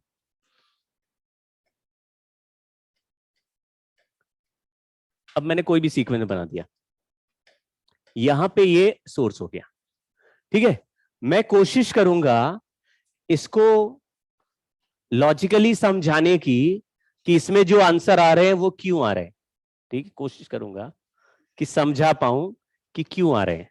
ध्यान दोगे तो 1 मिनट में ही समझ में आ जाएगा, लेकिन इसमें एक ऐसा फॉर्मूला बनेगा कि वो फॉर्मूला ही याद किया तो सारे दुख दर्द दूर। कोई भी सर्किट पूछ लो जी, फॉर्मूला लगाएंगे आंसर आ जाएगा, फॉर्मूला लगाएंगे आंसर आ जाएगा। तो जिनको नहीं भी समझ में आया कि कैसे होता है आंसर, वो भी निकाल लेते हैं। समझे क्या? तो ये कह रहा आप रिलैक्स हो गए, इसका मतलब मेरे सोने का टाइम हो गया है। आप कुछ भी समझाओ, आई डोंट केयर, फॉर्मूला बताओ बस। हाँ हाँ हाँ, वो भी आ जाएगा, लेकिन कभी ऐसे रात में तो उठेगा ना कि दर्द उठेगा, अरे यार ये कैसे क्यों लिख दिया, ये क्या कहां से आ गया, ये हमको कैसे पता चलेगा ये क्यों लिख दिया इन्होंने, ठीक है। तो वो भी थोड़ा समझ लो, 2 मिनट का लॉजिक है। यहां पे फंक्शन लिखा ई नॉट साइन ओमेगा टी, ये लिख दिया एक्स सी। जैसे ही बैटरी का ओमेगा मुझे मिलता है, हमको एक्स सी का वैल्यू पता चल जाता, समझ गए क्या?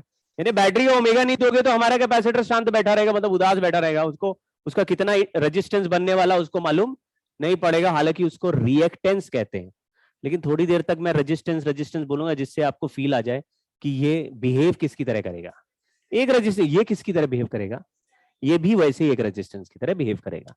तो इसको हमने लिख दिया एक्सएल और ये है आर, इसको कोई प्रॉब्लम नहीं है, तो रेजिस्टेंस है, इसमें कुछ मल्टीप्लाई नहीं होता। तो इस बैटरी से मान लो एक करंट आई निकला, हमें यही फंक्शन बताना है, ये करंट का फंक्शन क्या है। अगर केवल रेजिस्टेंस होता, ये कहता साइन ओमेगा टी, करंट कहता साइन ओमेगा टी। ये केवल इंडक्टर होता तो करंट बोलता sign omega T minus pi by 2, और केवल कैपेसिटर होता तो बोलता, लेकिन करंट तो एक ही हो सकता है ना, क्यों? क्योंकि सीरीज है सर्किट, आप समझ गए ना। पैरेलल होते तो 3 अलग अलग करंट हो जाते, समझ गए क्या? सब अपना अपना गाना गाते, पैरेलल तीनों लगे होते तो कोई दिक्कत नहीं होती, सबका अलग अलग करंट लिख देते हम फंक्शन। लेकिन एक ही सर्किट सीरीज है, इसलिए 3 करंट नहीं हो सकते, एक ही करंट होगा। तो जो करंट होगा, क्या वो सेम कैपेसिटर में भी जाएगा वही करंट, और वही करंट इंडक्टर में और वही रजिस्टर में जाएगा, एक ही करंट होगा, ठीक है। जब करंट कैपेसिटर में जाएगा, उसका फंक्शन अभी मुझे मालूम नहीं है, लेकिन कुछ ना कुछ तो फंक्शन होगा ही, हमें नहीं मालूम है, क्योंकि ये कह रहा है हम फेज बराबर रखना चाहते हैं, ये कह रहा है मैं फेज 90 डिग्री पीछे रखना चाहता हूं, ये कह रहा है 90 डिग्री आगे, सब मिला के एक बीच का फेज पकड़ेगा, ये कहानी कोई बीच का फेज पकड़ेगा, लेकिन करंट तीनों में सेम है। ये करंट मान लो कोई भी साइन फंक्शन हो और कैपेसिटर में ये करंट फ्लो हो रहा हो, तो कैपेसिटर में कोई ना कोई वोल्टेज का फंक्शन बनेगा, ऐसे इंडक्टर का भी कोई वोल्टेज का फंक्शन बनेगा, क्योंकि V is equal to I R type की बात करेंगे तो इसका भी एक वोल्टेज आएगा, इसका भी वोल्टेज आएगा, इसका भी। अगर पुराने जमाने में हम डीसी सर्किट की बात करें, तो डीसी सर्किट में अगर मैंने 20 वोल्ट की बैटरी लगा दी और 3 रेजिस्टेंस लगा दिए, तो 20 वोल्ट पूरे 3 रेजिस्टेंस के वोल्टेज का सम है, समझ में आ रहा क्या? मतलब इधर भी वोल्टेज कुछ बनेगा, इधर भी बनेगा, इधर सबको ऐड कर देंगे तो क्या आ जाएगा। यानी ये भी कोई साइन फंक्शन है, ये भी कोई साइन फंक्शन है, ये भी कोई साइन फंक्शन है। अगर तीनों साइन फंक्शंस ऐड कर दे तो क्या आंसर बनना चाहिए? ये लॉजिक समझ में आया? बट ये साइन फंक्शन 3 हमें मालूम नहीं है क्या है, ये भी समझ में आया? हमको कुछ मालूम नहीं पड़ रहा है कौन से फंक्शन है, यानी 3 अननोन है और सबको मिला के क्या आएगा वो नोन है। तो मैंने लिख दिया, इसका फंक्शन वीसी लिख दिया, और इसका फंक्शन वीएल लिख दिया, और इसका फंक्शन वीआर लिख दिया, सबको मिला के क्या हो गया। लेकिन ये तीनों फंक्शन मुझे मालूम नहीं है, ये मुझे मालूम है ये भी कोई साइनोसॉइडल फंक्शन होगा, लेकिन क्या ओमेगा टी में प्लस क्या होगा माइनस क्या होगा हमको कुछ पता नहीं है। इसमें क्या है हमको नहीं पता, इसमें भी क्या है हमको नहीं पता, ठीक है। लेकिन ये पता है कि आई का जो भी फेज होगा, जैसे अगर मैं बोलूं कि इसका पीक वैल्यू वीसी है और करंट का पीक वैल्यू आई है, मान लो पीक वैल्यू के साथ सॉल्व करते, करंट का पीक वैल्यू आई है, तो करंट का पीक वैल्यू इंटू एक्ससी करेंगे तो वोल्टेज का पीक वैल्यू आ जाएगा। ये बात पता चली क्या आपको? ऐसे ही अगर सेम करंट इसमें चला जाए तो इसका पीक वैल्यू कितना हो जाएगा, आई इंटू, और इसका पीक वैल्यू क्या हो जाएगा, आई इंटू आर। इसको बोलते हैं पीक वैल्यू। अच्छा बताओ, अगर हम फंक्शन लिखें, वोल्टेज का फंक्शन लिखें, फंक्शन, तो फंक्शन कैसा होता होगा, फंक्शन कैसा होता होगा? यहां पे होता होगा पीक वैल्यू, और आगे क्या होता होगा, sign omega T plus theta 1। दूसरे का क्या बनेगा, ये पीक वैल्यू उसका भी आएगा, यानी कैपेसिटर का पीक वैल्यू है। अच्छा कैपेसिटर का पीक वैल्यू कितना है, I into X C sine omega T plus theta 1। ये वीसी का फंक्शन बना दिया। वीएल का फंक्शन क्या बनेगा? आई इंटू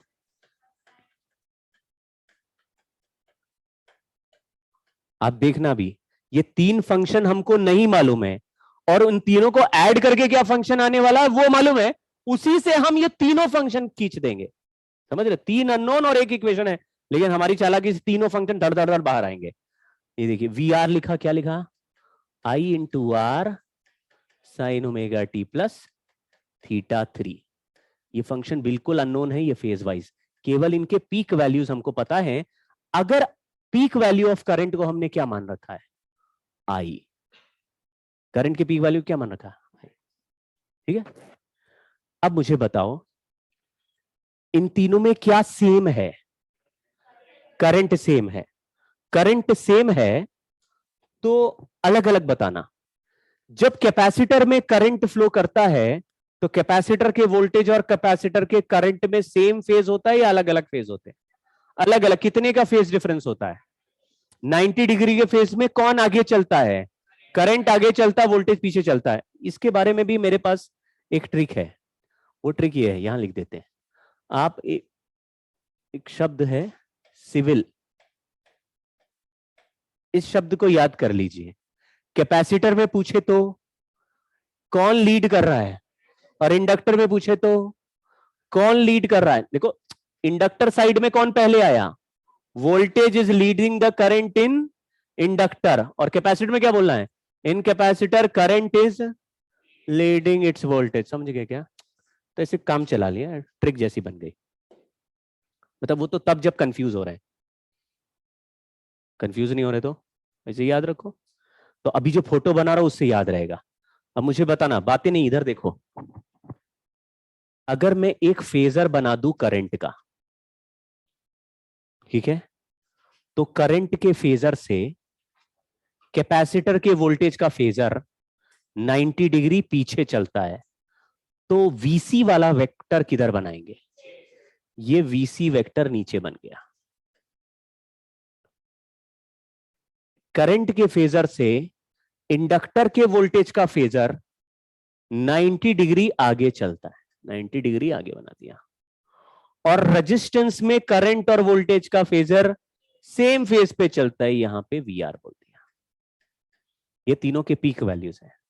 लास्ट क्लास में मैंने आपको सिखाया था कि अगर तीन साइन फंक्शंस हमको ऐड कर रहे हो जिनके ओमेगा सेम है, तो उनके पीक वैल्यूज को ऐड करके रिजल्टेंट पीक वैल्यू बना सकते हैं यूजिंग फेजर मेथड। इसलिए हमने तीन फेजर ड्रॉ किए हैं। इसमें तो चार हो गए, चार नहीं ड्रॉ किए, तीन ही ड्रॉ किए हैं। चौथा जो आई है वो केवल रेफरेंस है। फिर से सुनो, अगर मैं आपको बोलूं एक वेक्टर एक्स एक्सिस में है, तो तुम एक एक्स एक्सिस बनाओगे, एक वेक्टर बना दोगे। बोलेगा एक दूसरा वेक्टर एक्स एक्सिस से 60 डिग्री ऊपर है, तो क्या करोगे? पहले एक्स एक्सिस जाओगे, उसे 60 डिग्री ऊपर बनाओगे। वही हमने किया। तीनों में क्या चीज सेम है? तो रेफरेंस के लिए कौन सा फेजर पहले बनाया? करंट वाला फेजर बनाया। फिर उसी करंट से, सेम करंट पे वोल्टेज पीछे चलता है, इसी करंट से वोल्टेज आगे चलेगा, इसी करंट से वोल्टेज सेम फेज में चलेगा। तो तीन वोल्टेज के फेजर बना लिए। अगर ये तीन वोल्टेज के फेजर को फेजर मेथड से ऐड कर दें तो रिजल्टेंट वोल्टेज आएगा। बट रिजल्टेंट वोल्टेज का पीक वैल्यू ऑलरेडी हमारे पास है। कितना? बोलो मुझे, अगर ये वेक्टर तीन हमारे पास हो तो इसका रिजल्टेंट कितना आएगा? ये वीएल है, ये वीसी है, मान लो वीएल बड़ा है, तो वाई एक्सिस में कितना हो गया? और इधर वी आर है, तो रिजल्टेंट मान लो इधर चला गया, तो इस रिजल्टेंट का वैल्यू जो कि ई नॉट है, उसका वैल्यू हम क्या लिखेंगे? बोलो, under root of VL minus VC का whole square plus V R square. ये ई नॉट क्या है? इन सभी का रिजल्टेंट का पीक वैल्यू। तो ये सब क्या है? ये अपने अपने इंडिविजुअल पीक वैल्यूज हैं। एक बार फिर ध्यान देना, मैंने कल आपको एक ऐसा फंक्शन बताया जिसमें लिखा था ए साइन ओमेगा टी, दूसरे में लिखा था A sine omega T plus pi by 3। तो आपने बोला, हमने बोला इन दोनों फेजर को ऐड कर दो, तो तुमने बोला ये पूरा इक्वेशन ऐड नहीं करते, लेकिन अगर ये दोनों को वेक्टर बना के ऐड कर दे तो रिजल्टेंट एम्पलीट्यूड निकल आएगा। तो आपने कहा एक वेक्टर इधर बना दो, एक वेक्टर 60 डिग्री पे बना दो, उनका रिजल्टेंट निकाल दो। यहां पे कितने वेक्टर्स हैं जो हम ऐड कर रहे हैं, कितने साइन फंक्शन से जो ऐड करने हैं, वीसी वीएल और वीआर ऐड करें, तीनों अलग अलग साइन फंक्शन है, तीनों को ऐड करेंगे तो क्या रिजल्टेंट बनना चाहिए, ई नॉट। तीनों का पीक वैल्यू मिला के नया पीक वैल्यू बनना चाहिए, लेकिन तीनों के बीच में फेज डिफरेंस जब तक पता नहीं है तब तक हम ऐड कैसे करेंगे। उसके लिए मैंने किसका यूज किया, रेफरेंस लाइन करंट है, क्योंकि सेम करंट से एक चल रहा 90 डिग्री पीछे, सेम करंट से एक चल रहा 90 डिग्री आगे, और एक करंट के फेज में ही चल रहा है, और करंट तीनों में सेम है, सेम करंट से एक 90 डिग्री आगे 90 डिग्री पीछे और एक सामने। तो ये तीन वेक्टर हो गए, करंट को नहीं देखना है, केवल तीन वोल्टेज ऐड करेंगे, रिजल्टेंट वोल्टेज कितना दिया हुआ है, ई नॉट। तो मेरा देखो यहां आंसर आ गया, E naught is equal to under root of VL minus VC का प्लस, मुझे बोलो ये ई नॉट क्या है, तो ये वीएल वीसी और वीआर अपनी अपनी पीक वैल्यूज हैं, उनका एम्पलीट्यूड को ऐड करोगे तो रिजल्टेंट एम्पलीट्यूड आएगा। तो ये एम्पलीट्यूड है, इसका वैल्यू बताना। मान लो करंट का पीक वैल्यू आई है, तो I into XL minus whole square plus I R का होल स्क्वायर। आई कॉमन खींच के बाहर ले ले तो आई बाहर आ गया, अंडर रूट के अंदर बचा एक्सएल माइनस एक्स सी का whole square plus R square equal to E naught. अब मुझे आई का वैल्यू बता दो जरा, पीक वैल्यू का आंसर क्या आ जाएगा, E naught upon under root of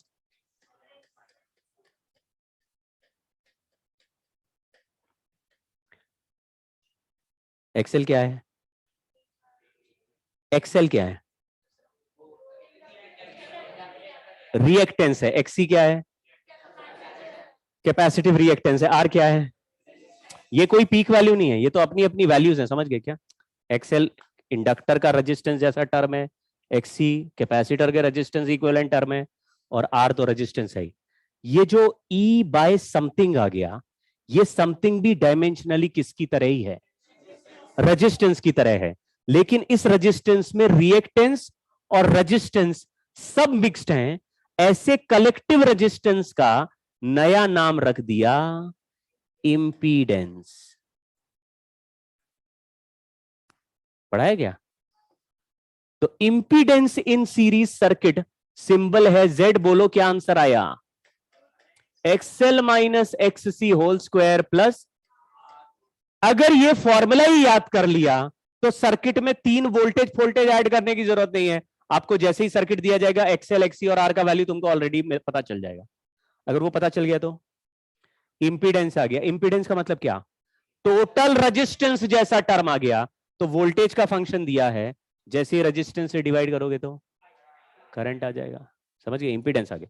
तो हमारा करंट का फंक्शन देखो क्या चल रहा है, E naught by Z sine omega T minus five. अब ध्यान से देखना क्या बनाया, ये क्या है, ये क्या है, इधर क्या था, थोड़ी देर के लिए हमने क्या माना, वीएल बड़ा है वीसी से, यानी रिजल्टेंट किधर जाएगा, ऊपर जाइए, आई नॉट है, ये ई नॉट है, और इधर आई का फंक्शन चल रहा था, ध्यान है। इनके बीच में हमने मान लिया फेज डिफरेंस फाई है, यहां पे लिख दिया वीएल माइनस वीसी, और ये है वीआर, ये है वीआर। तो मुझे बोलो क्या इस राइट एंगल ट्राइंगल में tan फाई का वैल्यू बता सकते हो कितना आएगा,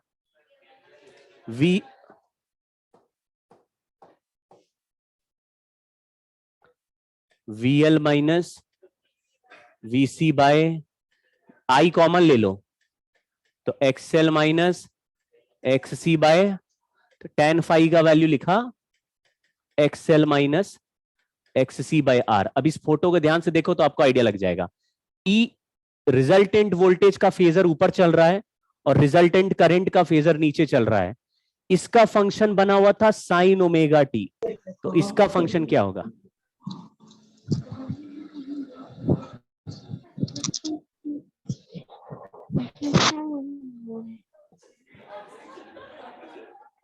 है वही हो रहा है फीडबैक।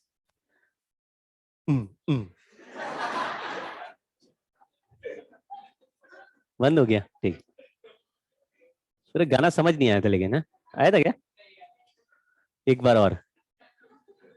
अरे ये साइन ओमेगा टी, तो ये कितना है, ये साइन ओमेगा टी से नीचे की ऊपर है, इसलिए हमने क्या लिख दिया, देखो आपको अलग अलग फॉर्मूला याद करने की जरूरत नहीं, फॉर्मूला यही चल रहा है, एक्सएल माइनस एक्सी। मान लो एक्सी बड़ा होता तो ये फाई नेगेटिव आता, वहां नेगेटिव साइन रखते तो यानी ई नॉट अगर नीचे चला गया तो करंट ऊपर चला जाएगा।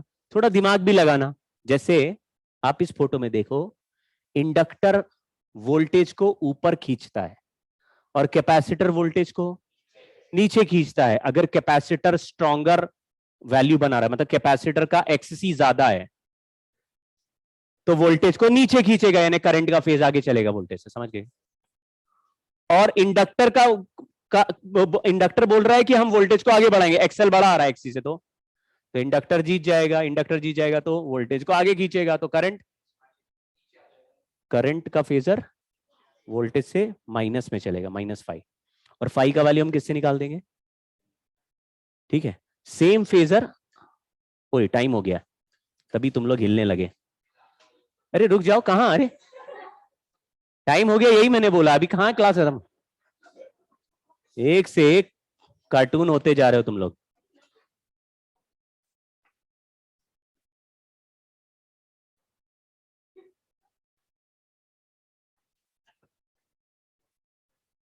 मतलब कि अब मैं धीरे धीरे पढ़ा रहा हूं। देखो ये आर है, एक्सएल, एक्सी और आर। वीएल की जगह फेजर, वीएल की जगह क्या लिख दिया है? तुरंत समझ में आ रहा होगा। तो अगर ऐसे ऐड करें, मतलब इसको भी वेक्टर की तरह से ट्रीट कर रहे हैं, एक्सएल, एक्सी और आर को। क्यों कर रहे हैं ये मैं नेक्स्ट क्लास में बताऊंगा, या भी बता दूं। तो इस तरफ का वेक्टर क्या हो गया, और बेस में हो गया आर। अगर tan फाई चाहिए तो XL minus XC upon R हो जाएगा। ये जो रिजल्टेंट आया इसको ही बोल रहे हैं। तो आप बोलो इंपीडेंस का वैल्यू कितना हो गया? आर स्क्वायर प्लस, यही तो आ रहा है देखो, ये वाला वेक्टर का स्क्वायर प्लस ये वाले वेक्टर का स्क्वायर इंपीडेंस हो गया। ठीक है, तो आप ऐसा डायग्राम बनाएंगे तो ये आ जाएगा। अब मुझे बोलो कॉस फाई का वैल्यू इस डायग्राम से क्या आएगा? आर बाय, ये कॉस फाई को ही हम पहले क्या बोलने लगे थे? Power factor. याद आ गया क्या? तो अगर ऐसा डायग्राम दे दिया है तो आर और जेड का रेशियो लेंगे तो भी पावर फैक्टर का आंसर आ जाएगा। ठीक है, ठीक है भाई, जाओ भागो। अभी इसमें नेक्स्ट क्लास में और लगेगा सर्किट, मतलब इसको सॉल्विंग में, फिर आपको पिक्चर क्लियर हो जाएगा क्या हो रहा है इसमें।